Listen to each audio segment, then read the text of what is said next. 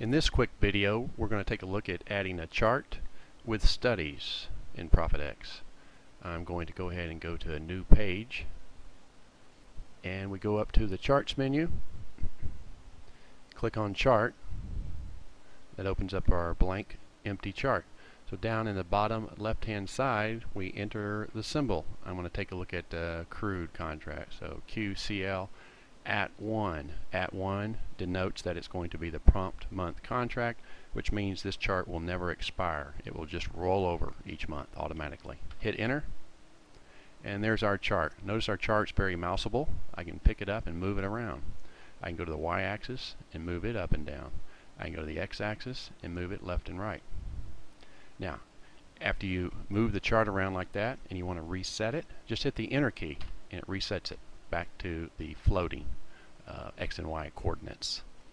Okay, now adding our studies. We can do that two different ways. We can drag and drop from our studies list over in our docked window, and we can also use a right mouse click. So let's do both of those.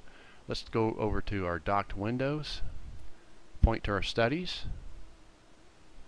Now, if your standard list of studies is closed like this, you'll need to hit the plus sign to open it up. Let's go down and take a moving average, drag it and drop it. Now that added a 90-day moving average. Let's stay with that. And this time let's add another moving average with our right mouse click. So point anywhere to the chart and right click and scroll down to add study. If you're not showing the current study as moving average, you'll have to scroll down your list and find your moving average. Click that.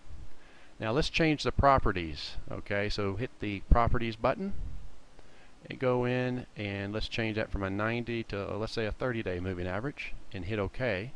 And then let's hit OK to add that moving average to the chart. Now we've got the same color. Let's say if you want to customize one of those studies, one of those moving averages, you can just right click, select moving average properties, and go to the line tab, and then scroll down and let's change the color to, let's say, a red color and hit OK.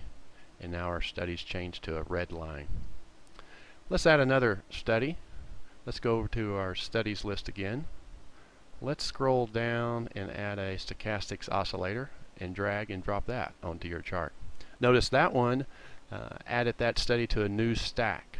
Okay, so this is a stack right here. These are stacks, and this line allows you to resize the stacks. So any study can be overlaid or added to new stacks. Let's do that with a right mouse click. So right click, add study. Let's go down and let's see what we can add here. Let's scroll down. Let's go to volume. Let's add a volume stack. And notice here I can add it to stack 1, which is my bar chart, stack 2, which is my stochastic, or a new stack. Select that and hit OK, and there you go. We've got our volume added to a new stack.